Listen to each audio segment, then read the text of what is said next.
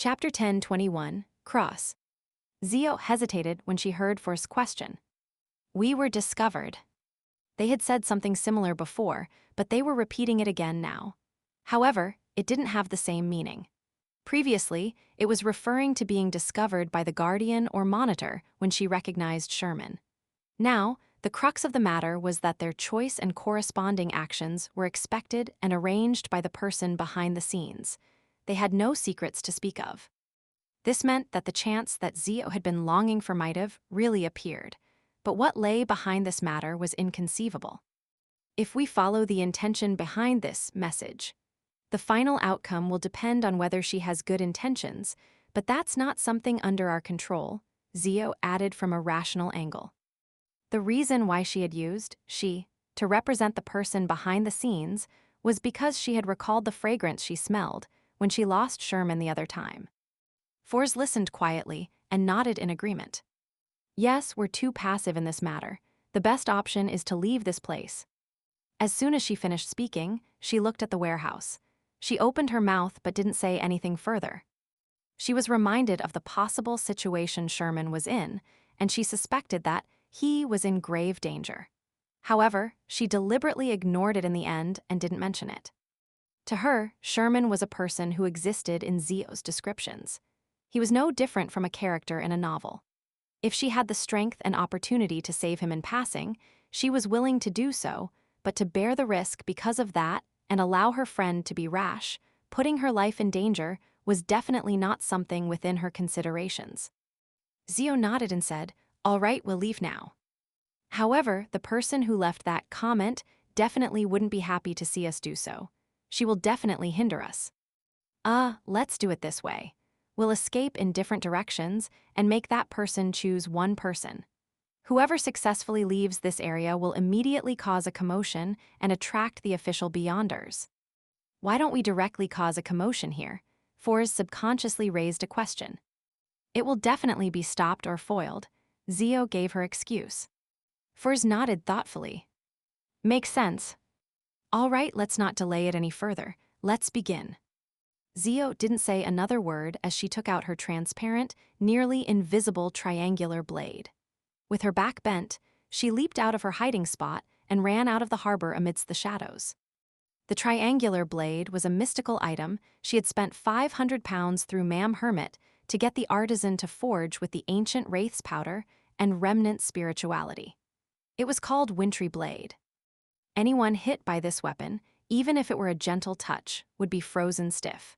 They would even lose control of their thoughts as though they were possessed by a wraith.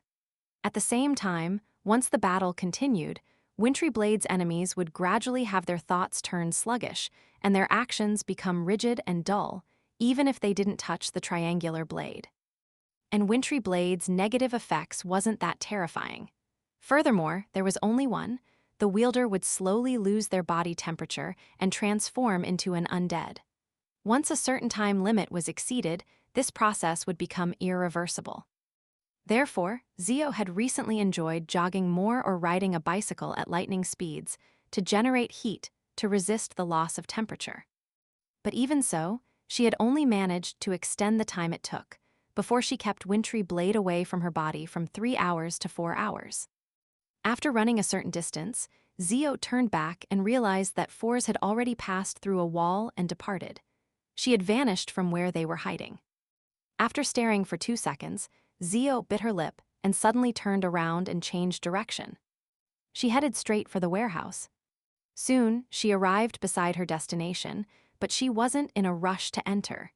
She looked up and observed the area above her, seemingly trying to find another passageway, one that was less noticeable to the people inside. At that moment, her keen senses made her turn her head and see a figure appear around the corner of the wall. The figure wore a black dress with a head of brown, curly hair. She had a pair of light blue eyes. It was none other than Fors Wall. "Didn't you leave?" Despite being surprised, Zio didn't forget to lower her voice.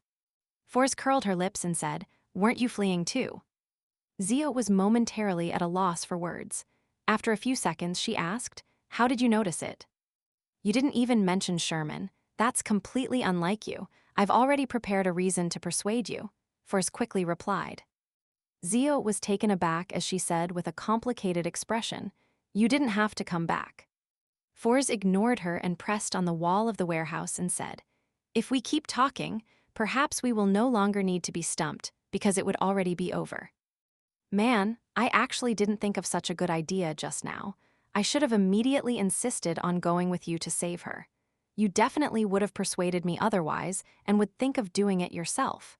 If we repeated the conversation a few times, everything would have ended on its own." Zio gave her friend a look, and without any hesitation, stood by her side with wintry blade in hand. Fors immediately flipped Leymano's travels and augmented her friend with beyonder powers. Then, she put away the spellbook and grabbed Zio's shoulder with one hand, pressing the other on the wall again. While Zio was waiting for door opening, she realized that Fors hadn't immediately used her powers.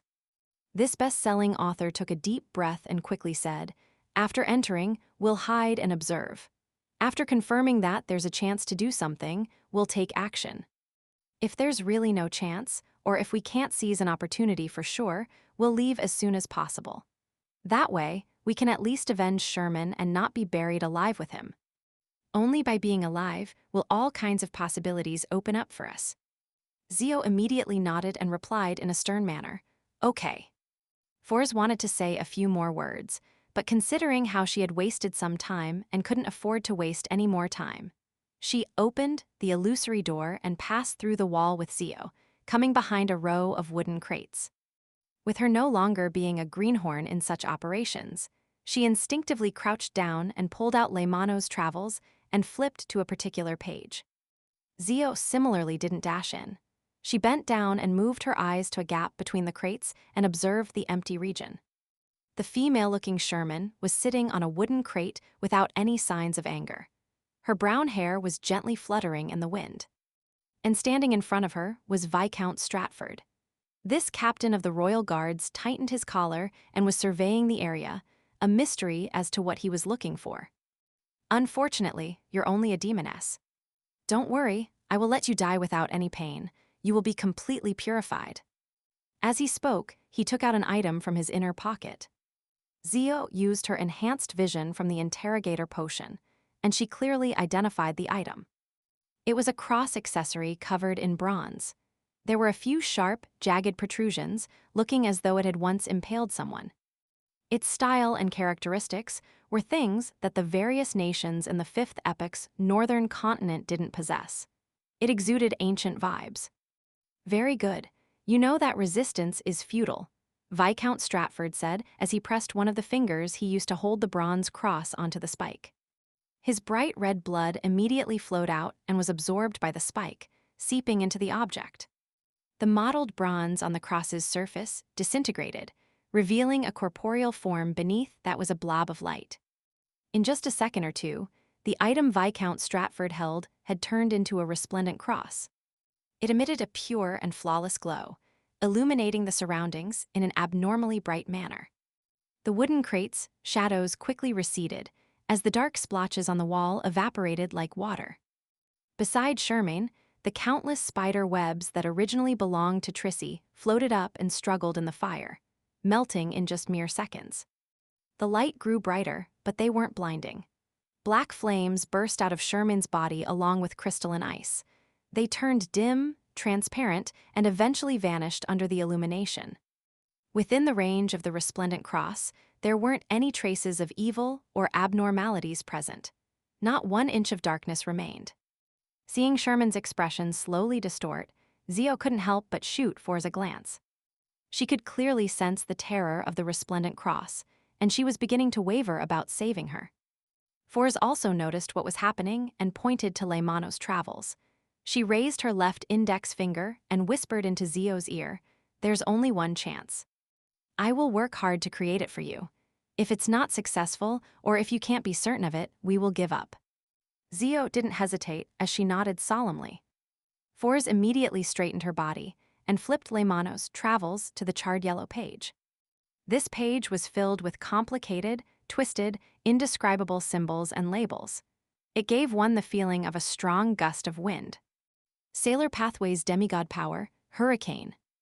After observing her surroundings once again and confirming that there weren't any other enemies, Forrest's gaze penetrated through the gap in between the wooden crates and locked onto Viscount Stratford.